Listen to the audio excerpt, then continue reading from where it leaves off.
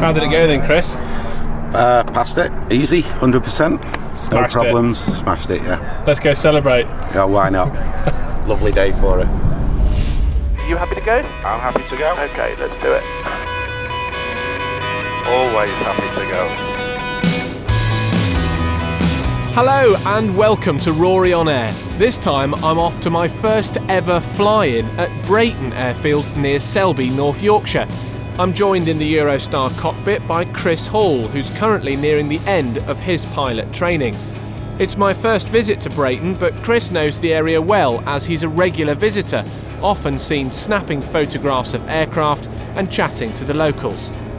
Golf Oscar Alpha departing the circuit to the northeast, climbing to altitude 1,500 feet. Golf Oscar Alpha, roger, basic service. Basic service, Golf Oscar Alpha. So welcome on board everybody to another edition of Rory on Air. This is Chris, who is a trainee pilot with Main Air at Barton, and has today just passed your RIT RT exam. RT exam, yeah. With 100% no less. Yes. Excellent work. So we're a bit of a celebratory trip to Breighton today. Oh yeah, place I know very well. A lot of friends over there. And there's a fly-in. I think we're expecting around 15 to 20 Eurostars from around the country, organised by Paul Cadell. I think that's how you say his name. Is it Cadell or Kiddle? Cadell. I think it's Cadell. I'm going to ask him when we get there. It is Cadell. Good. Okay. But we're basically going to follow the M62 for a period of time, and then we'll make a bit of a turn south once we're avoiding the northeastern corner of Manchester's control zone, which is from the surface, and then we'll aim towards Huddersfield Crossland Moor and past that mast, which is called Emily Moore. Emily Moore. Is it a transmission mast? Yeah, a big concrete one. Right. We'll avoid that then. Yeah. Good. It's a really nice day actually, a little bit of a thermal activity, but I think by the time we come back later it should be good. In fact, I should have checked with Chris, but I can text him anyway. I suspect we don't need to be back by 5 o'clock. No, because as long as we fuel it and put it away, yeah. We only need to be back before the airfield shuts. This fact turns out to be quite important to us later on. Anyway, we charged on eastwards past Huddersfield Crossland Moor Airfield. The runway is part tarmac, part grass, and is also on a slope, a challenge I'm looking forward to when I get the chance to visit. Next, we pass to the north of the Emily Moore TV mast and to the south of Burn Selby Airfield, the home of Burn Gliding Club. Taking care not to get too close to the big power stations along our route, it was soon time for Chris to pass on some of his local knowledge as we approached a busy Breighton circuit. Right, now you see the new hangars? Yeah, the green buildings. The green buildings. Now the runway runs parallel to that. Yeah, on the other side of it, I've got it. Not what you see with the okay, so we want to make a bit of a left turn then here, don't we? So a little bit further. Okay, so I guess we're kind of sort of coming onto base now, aren't we really? Yeah. Golf entering the active 10 Breighton. Golf Oscar Alpha, final to land brake. Okay, runway's ours, approach is stable, 60 to 65.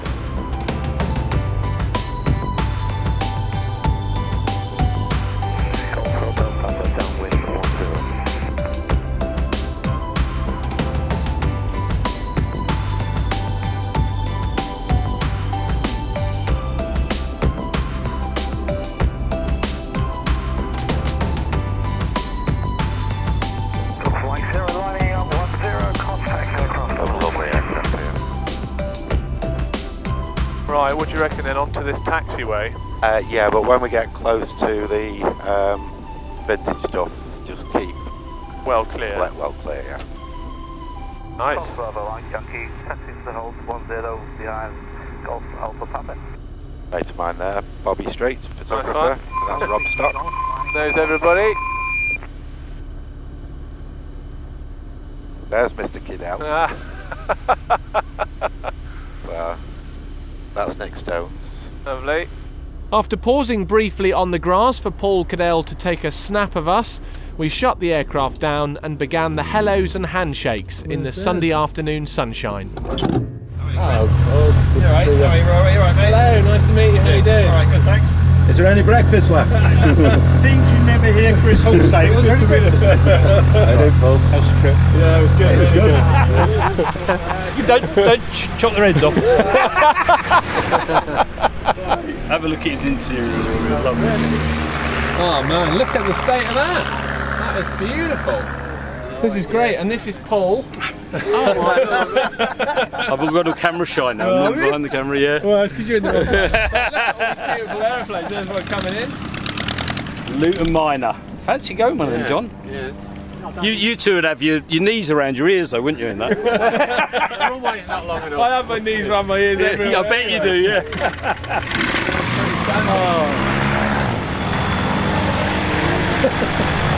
The paparazzi are in town. Well, you've got to film it. If it's not on video, it didn't happen. Okay. Lovely stuff. Cheerio. It's all action here with a lovely mix of modern and vintage aircraft, and of course a very healthy squadron parked on Eurostar Island. I'm then introduced to Nick Stone, one of the group owners of the SL that had caught my eye earlier. How you doing? Rory, how you doing? Nice to meet you. Nice to meet you. How you doing? I'm fine. How's it going? Not too bad. Good. Not bad at all. What day? It's lovely. Absolutely fantastic. We've had a nice flight over. Perfect. Yeah. Nick very kindly offered to take me up for a trip, so we strapped in and lined up to take off on runway 10. Go for me, I can take it.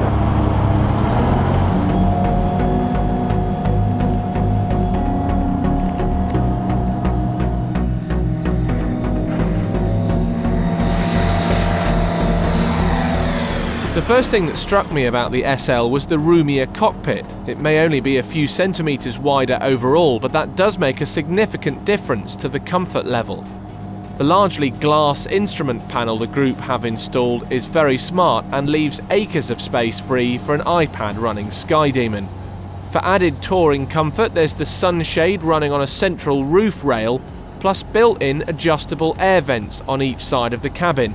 These replace the scoop and sliding window arrangement in the classic Team Eurostar. I think I would miss the opening window though, as it does make pictures and video footage look clearer than having to shoot through the perspex. Overall though, it's a lovely aircraft, and after admiring the local area, we touch down again to join the queue for food in the cafe.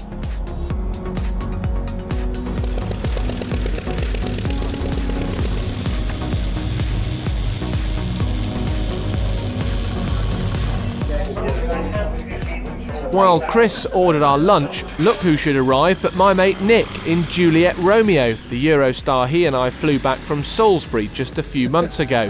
We've got to stop meeting like this, Nick. How you doing? You alright? Very good, how are you? Yeah, good. Good. You can of course watch our two-part choppers, planes and pilot adventure here on this channel. You're happy chap now, Chris? Drag on me face. Oh look, it's another man wearing one of my hats.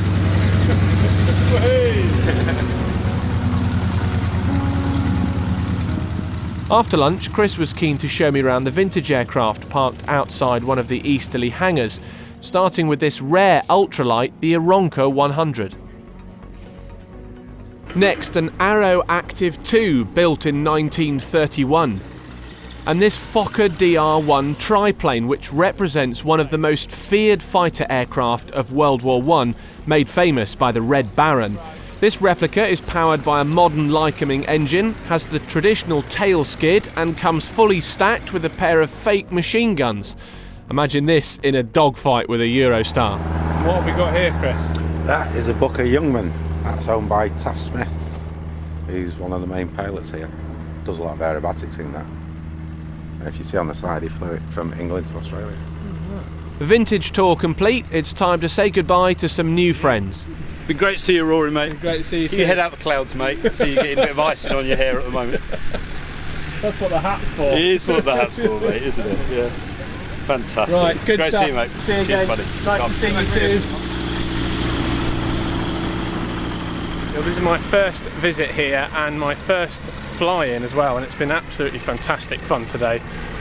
Paul Cadell's done a great job of organising people getting into here. About 20 Eurostars I think at one point just before we arrived over from Barton. Right, Chris, time to head home? Yeah. Are you happy with everything you've seen? Very happy. Very happy indeed. Right, okay, so slight snag. So Chris and I got on board to head back to Barton and the engine wouldn't start. We got a little bit of movement and then absolutely nothing, and the radio and transponder won't come on, so I think it's a power problem. So we've got the cowling off. Luckily Chris seems to know everybody here, so somebody is bringing out an aeroplane and we're going to jump start this one off it, which I've never seen done before, so we'll see how that goes. Okay, so I misheard Chris. We're actually using a pickup rather than another aircraft, which is probably more sensible. Anyway, the cowling's back on, so let's see if this works. All the electrics turned off. Everything's off. Right. This is obviously potentially more dangerous than a normal start, so we briefed it first. I would make sure we were firmly on the brakes to prevent us rolling into the truck. Once started, Chris would access from just in front of the wing to disconnect the terminals, and I'd keep the canopy unlatched in case I needed to make a swift exit, and of course because he needed to get in after he'd moved the pickup. Clear prop.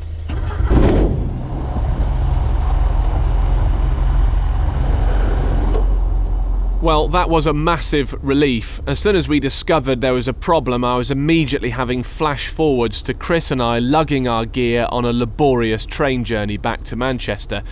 But luckily for us, Chris Koppel at Main Air had installed battery terminal extensions, allowing us easy access from the underside for this very purpose. Thanks also to Connor Petty, who brought us over the rescue vehicle despite being in the middle of another job, and Gavin Carr, who also came to help us with the jump start. Well, that's a relief to get the fan on anyway. That was interesting, but we've learnt something. Now we know how to jump start it. Okay, good. Right, where were we then? So, master on, charging on, that's all good. The radio. With Chris back on board and the canopy secured, I set about doing our pre-takeoff checks, ready for our return leg to Barton. For a moment there, I was a bit concerned we might be walking home. Golf Charlie Delta Oscar Alpha lining up behind Juliet Echo for immediate departure, runway 10.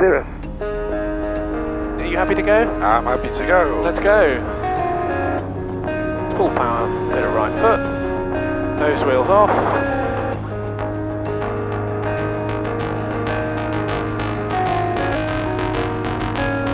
There you see, there's all the old airfield. Yeah.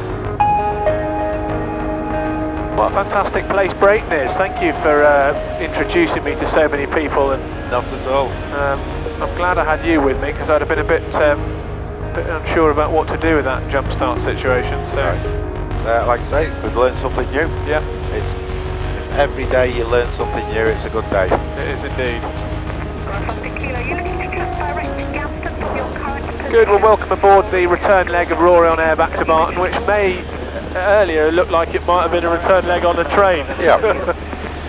Because we had a bit of bother getting Oscar Alpha started, but we're up and running thanks to some very helpful people at Breighton. Connor brought the rescue vehicle over and helped us jump start it, and we are on our way back towards Barton now, having had a fantastic afternoon at Breighton. We're a friendly bunch of people, great airfield, good cafe, loads of interesting aircraft. I was very impressed.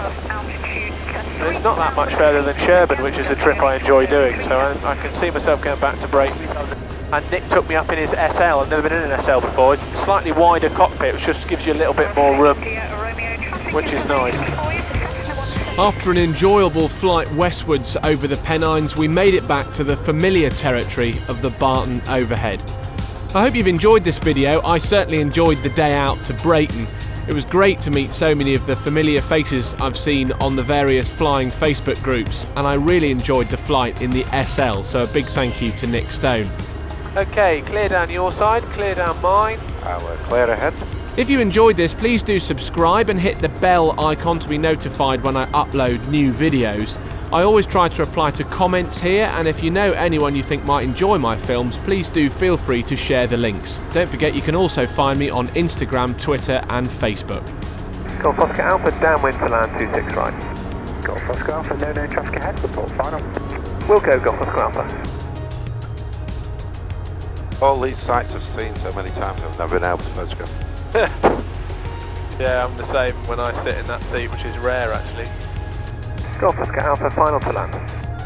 Golf Oscar Alpha, runway 26 right, land at your discretion, pitching 30 degrees, 5 knots. Landing Golf Oscar Alpha.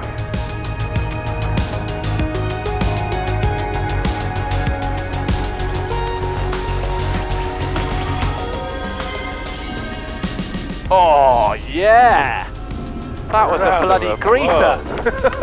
Well done. Oh, that's the best landing I've ever done! Who are you trying to improve? Next time, I'll be getting a zone transit through Liverpool's control zone, past the city centre and over the Wallasey VOR, as my pal Nick Woodsford and I head to Carnarvon for lunch. And we're back in time for tea and medals. Oh yes. In the meantime, thank you very much for watching, and I'll see you on the next one. Cheerio! Magic! What a day. I can't believe I'm going to go back to work tomorrow. I could make a habit of doing this all the time. Yeah, I've not checked my rollover ticket yet.